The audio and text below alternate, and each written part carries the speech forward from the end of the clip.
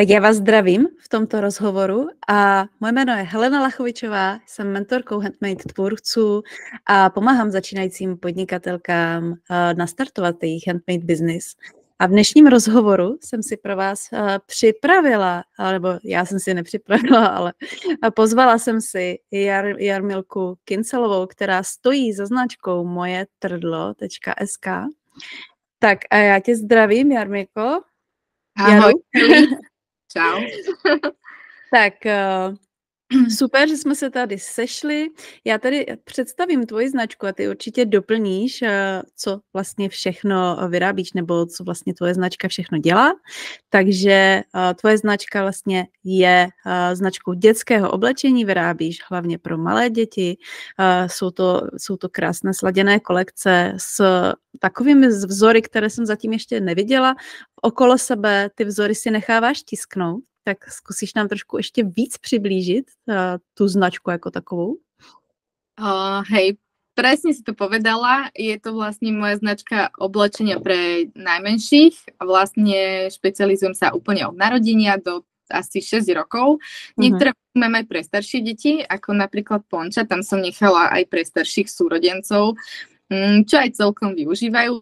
Ale už v ostatných vecičkách nechcem ísť vyššie, lebo tých detských veľkostí je naozaj veľa. To sa potom nedá nejak veľmi dobre spracovávať, naceniť a podobne.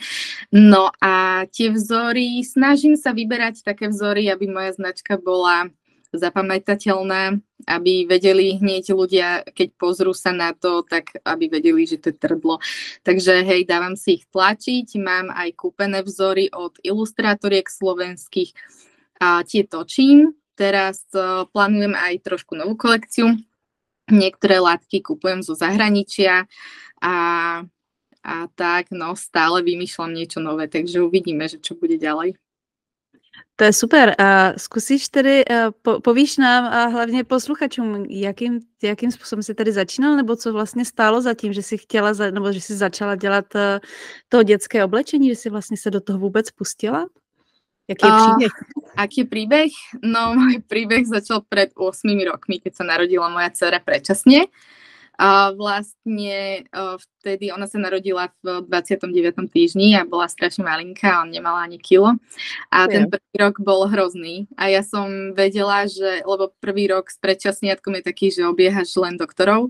Ja som 3 dní v týždni bola na rehabkách a u doktorov a všetko možné. Potom sme doma cvičili a krmila som, nevedela papať, ona v roku mala 3 kg, takže ona bola strašne malinká. A ja som bola z toho strašne na prašky. A ja som si po tom roku hľadala alebo roku a pol, začala hľadať nejakú takú zábavku, ktorá by ma dostala z toho kolotoča, že myslela na niečo iné. A ja som začala robiť všeličo. Ja som najprv vyrábala také náušnice z nejakej takej... Z Fimo hmoty? Ne, Fimo. Takéto som nalievala tam, ja neviem, čo to bolo. No, to som robila, potom som, čo som skúšala, veľa vecí, ešte som aj také náušničky, normálne, že som si kamienky kúpila a to som nejak vyrábala, ale to ma dlho nedržalo.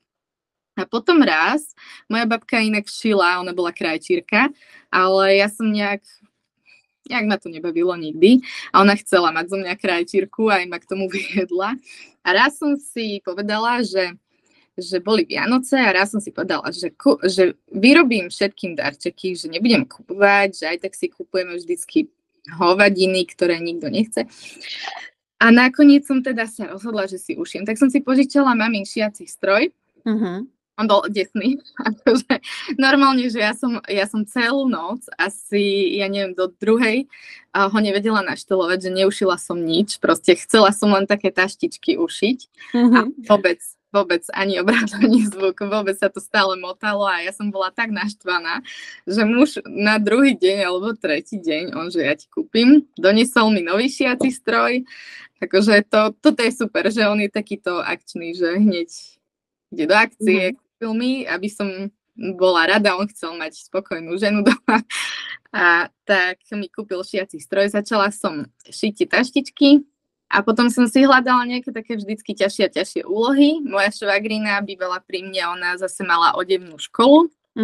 No a zrovna my sme boli na materskej obidve a ma začala tak zaučať, že však poďme ušiť pre deti niečo, tak sme začali ťapočkami, nákrčníkmi a takými ľahkými vecičkami. A hneď mi to išlo, čo som bola prekvapená, že vlastne to je pekné. No a začala som to tak fotiť si na Facebook, vtedy Instagram nebol. A všetci mi začali písať, že či aj im ušiem.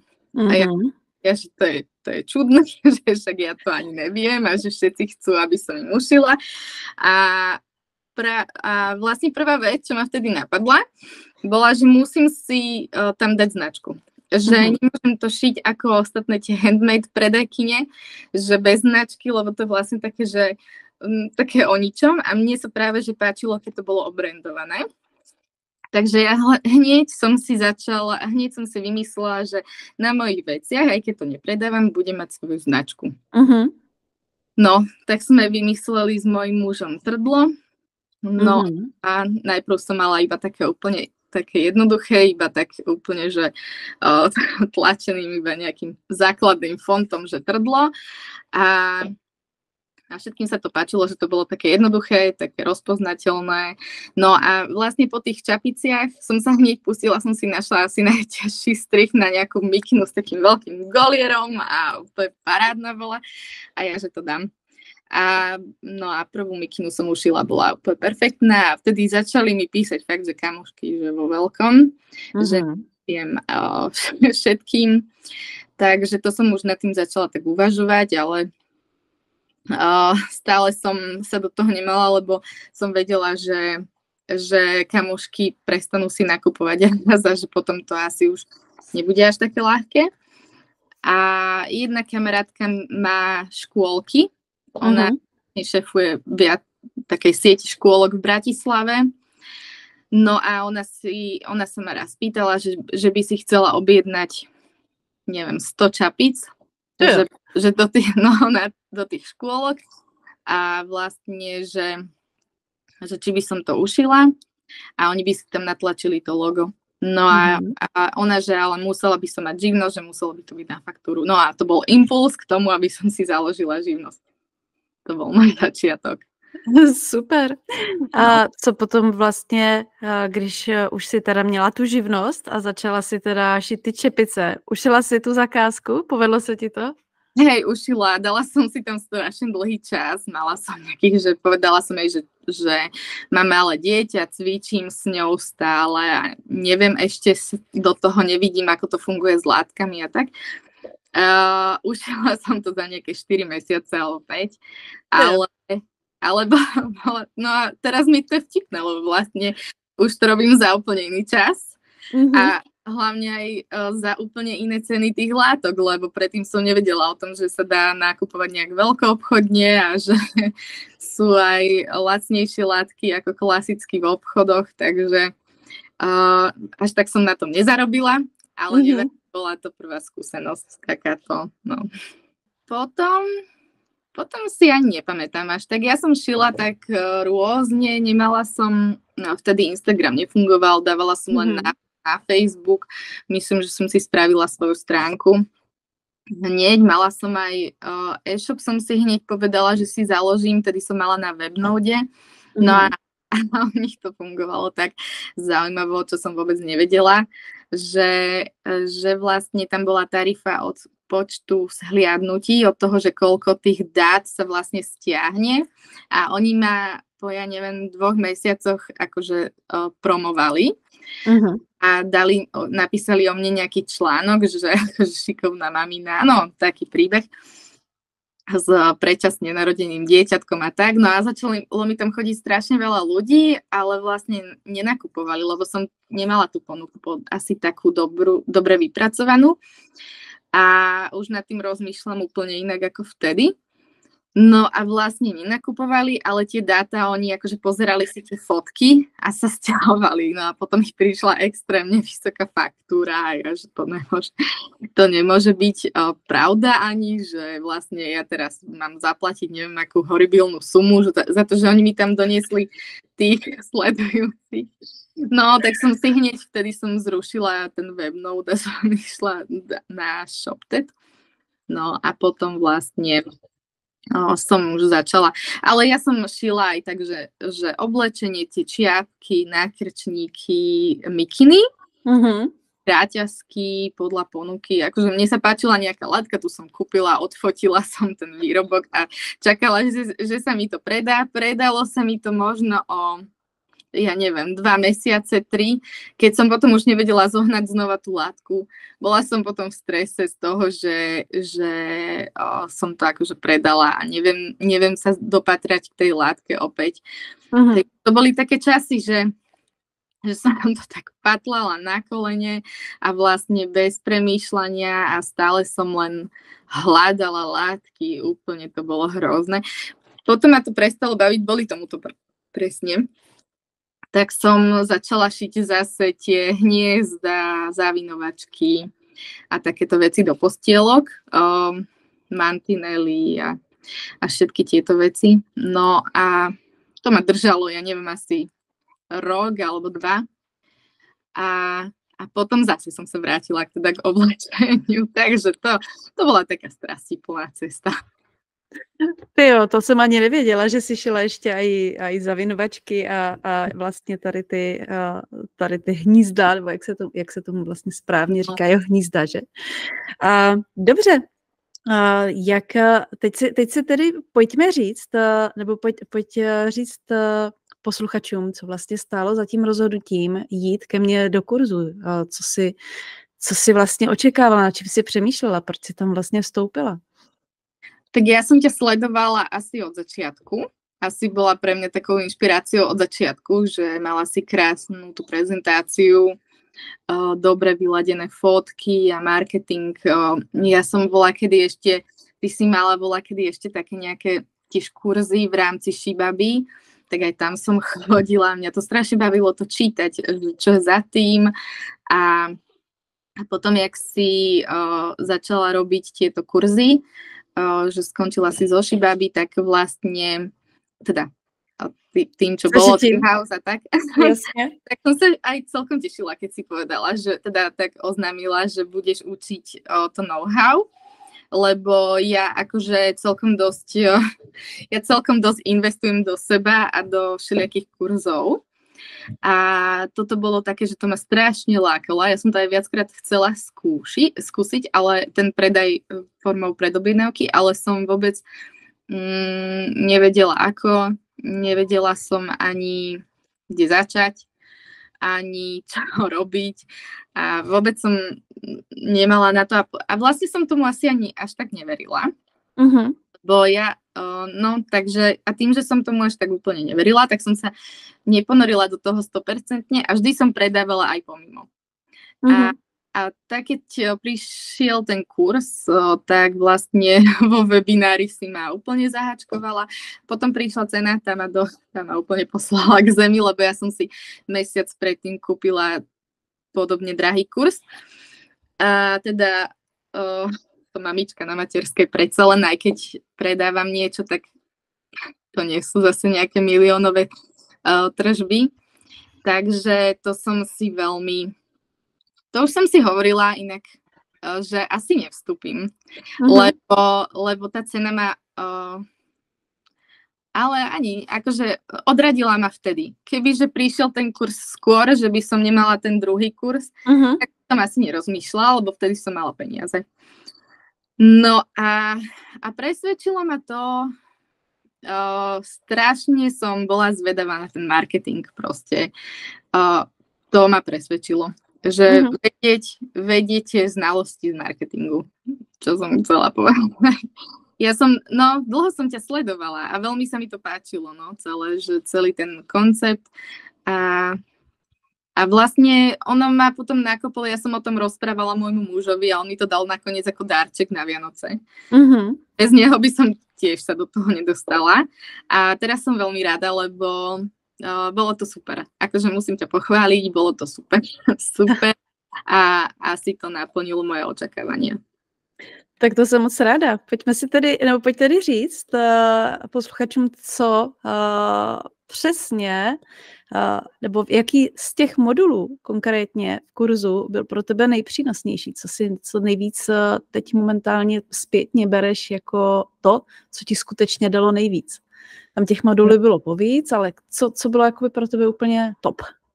No najprv cenotvorba, a potom ten modul o tom predaji, o tých, neviem, ako to máš už nazvané a ktorý to bol, ale o tých presvičacích taktikách a tých všetkých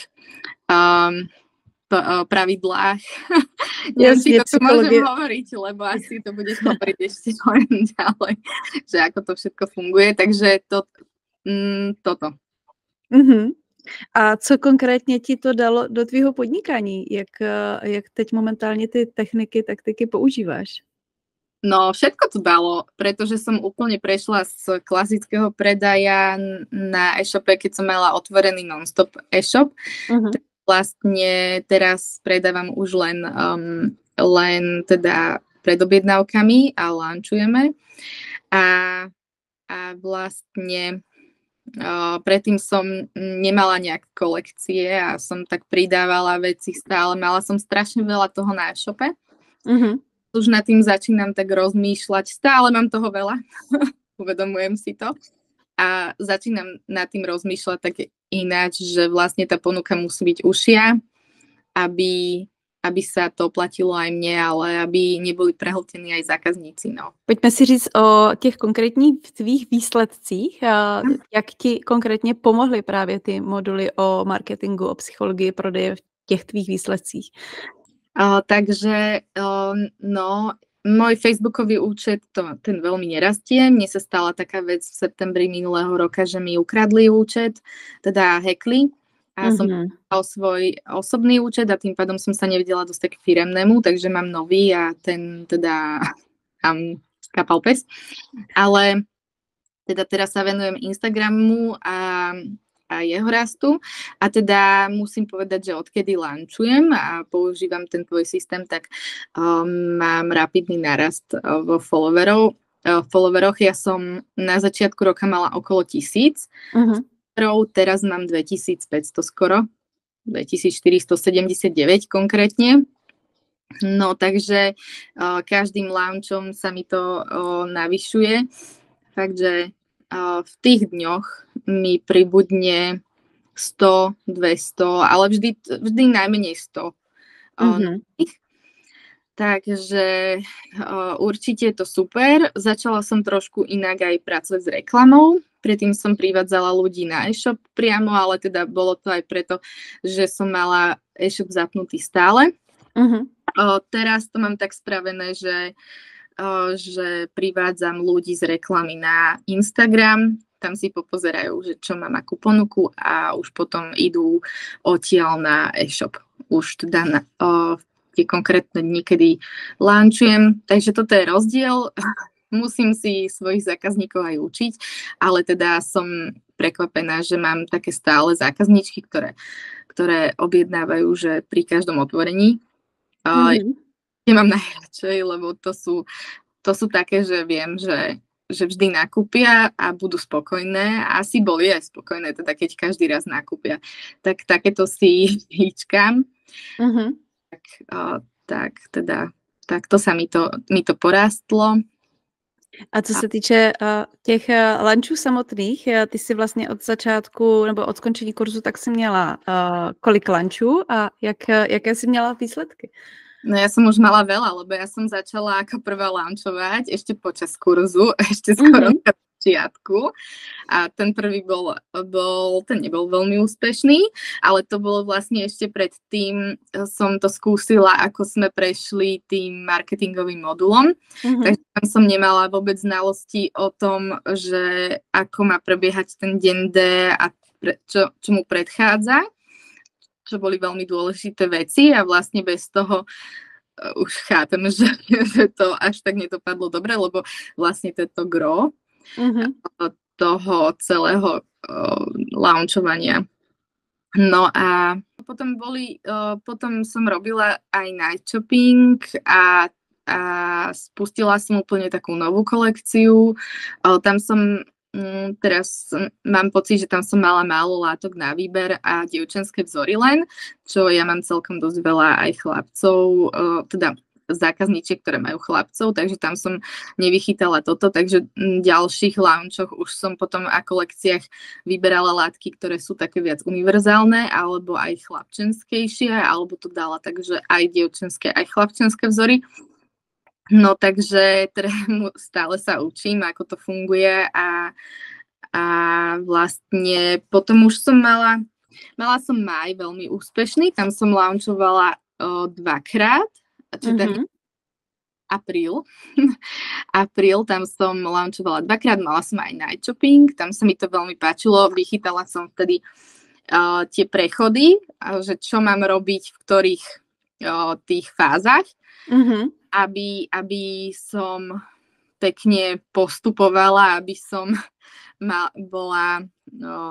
aby som proste fungovala ďalej. A malo to nejaký zmysel, že vlastne tie fázy jednotlivé som tak nejak rozkuskovala a prelínala. Že dva launche sa mi prelínali a tým pádom to išla a tak to si myslím, že to musím robiť. To dávalo jako smysl jasně. Hej. Super. A pochlubíš se nějakým konkrétními čísly? Joj, to... A za to apríl? To neviem, že či chcem. Tak chváliť týmito vecami, lebo zase ja mám vyššie ciele, vieš. Ono ešte ma čaká to, že ukončím rodičovskú a ja by som sa chcela dostať minimálne na 2000 eur, čo som sa vtedy v tom apríli vlastne skoro dostala. Tam som mala nejakých 1700 v tržbách. Akože za tie launche aj night shopping, ale tak môj cieľ je v jednom launchi mať 2000 eur aspoň, aby som z toho vedela normálne žiť, platiť odvody a všetko ako treba. Tak to je to minimum, čo som si narátala s tým, aby som mohla mať aj ináč moju krajčírku voláme v rámci kurzu, že šibaba.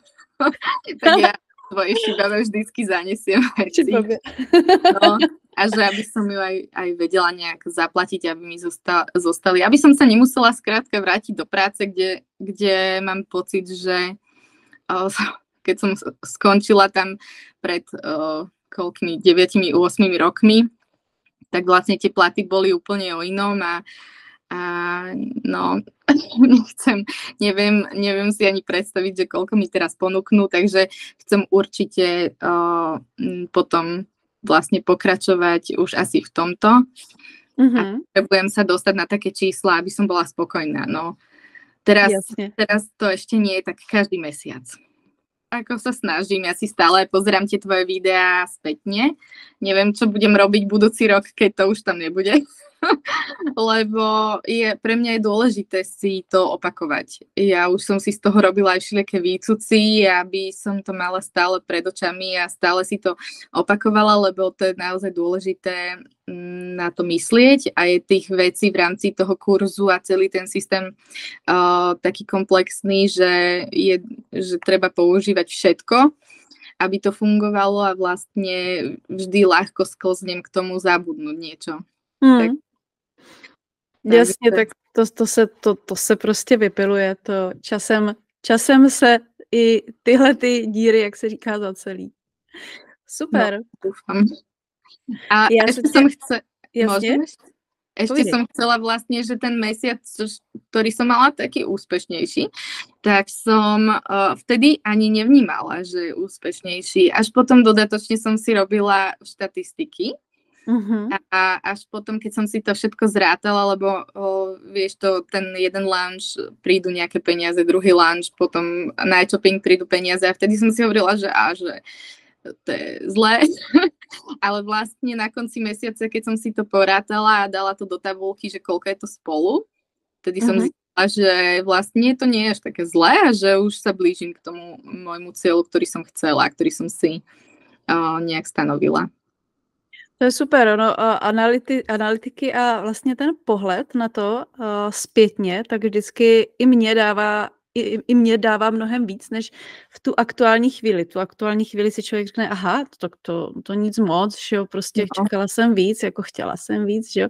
A ono to s tím jako souvisí to vlastně to, že čím seš úspěšnější a čím jakoby víc chceš, tak tím ti vlastně pak přijdou i ty pokroky takové jako menší, jo, i když jsou třeba jako opravdu wow, větší, tak tím, jak se nastavují naše očekávání, jak si my sami nastavujeme, tak nás to pak mrzí, ale třeba úplně zbytečně. Áno, to je pravda, lebo ja som si tiež tie prvé launche dávala také vyššie ciele a ja som bola totálne sklamaná potom a mala som aj takú fázu, že ja sa vrátim k tomu, ako som to mala predtým a že zapnem e-shop stále a babi z kurzu ma nejak vrátili do reality vtedy, alebo asi možno ešte aj ty, lebo vtedy to bolo ešte asi kurz.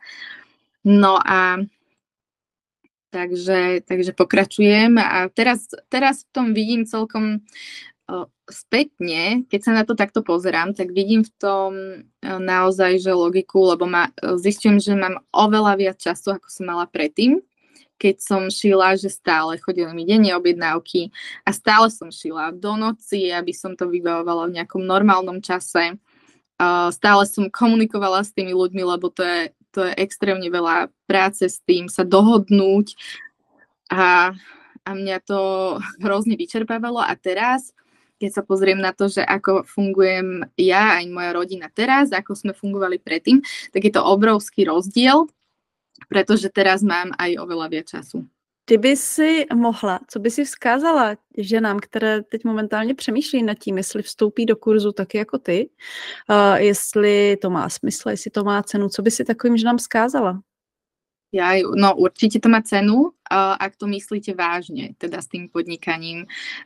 Ak to je niečo, čo neviete, že či budete ešte robiť, tak podľa mňa to až taký význam úplne nemá, ale keď sa do toho chcete vrhnúť po hlave, tak áno, treba mať otvorenú myseľ hlavne a počúvať, čo Helena rozpráva potom v tom kurze, lebo naozaj to je celá skladačka a všetko treba dať dohromady. Za mňa veľkou, asi najväčším prínosom je tá komunita, že poprvé sa môžem na Helu obrátiť hockedy, ako relatívne, a mi poradí. A druhá vec je tá komunita nás, čo sme boli v kurze. My sme zostali vo veľmi intenzívnom dennom kontakte aj doteraz a sa podporujeme. A sme sa podporovali a myslím, že si veľmi sme si aj počas kurzu pomáhali, keď náhodou Hela nemohla alebo nemala čas zrovna, tak sme to vždy nejak sa snažili si pomôcť a to bolo veľmi podľa mňa užitočné si nájsť v tom kurze svoju podnikateľskú kamarátku. Ja som si ju našla a som za to veľmi vďačná a sa tak podporujeme naďalej. Takže myslíš, že je to že ta komunita jako taková je prostě důležitá pro tebe jako handmade podnikatelku? Určite, lebo vlastne ja hoci komu môžem o tom rozprávať, ale nikto to nechápe, kto nepodniká, tak to nechápe, pýtajú sa ma úplne zvláštne otázky, ktoré sú úplne od veci vlastne a keď nemám niekoho takto, mi prosím, tak za chvíľku prídem, ešte sa dorozprávam s tebou. A vlastne mať niekoho, na koho sa môžem hocikedy obrátiť a kto ma pochopí, kto vie, ako to funguje a ako čo robiť, tak to je veľmi dôležité podľa mňa. Super. Tak já myslím, že jsme toho dneska probrali opravdu hodně. Spoustu věcí bylo, myslím, pro naše posluchače opravdu zajímavých slyšet hlavně ten příběh z praxe. A já ti velice děkuju za to, že jsi byla hostem v mém rozhovoru a že jsi se podělila o ty střípky z toho tvého podnikání, o zákulisí tvého podnikání a taky samozřejmě děkuju za tvoje doporučení. A Ja ďakujem tebe, že si ma pozvala na tento rozhovor. A určitě ti strašně přeju do budoucna, aby se mojemu trdlovi, já říkám to správně, mojemu trdlovi, Trdlu.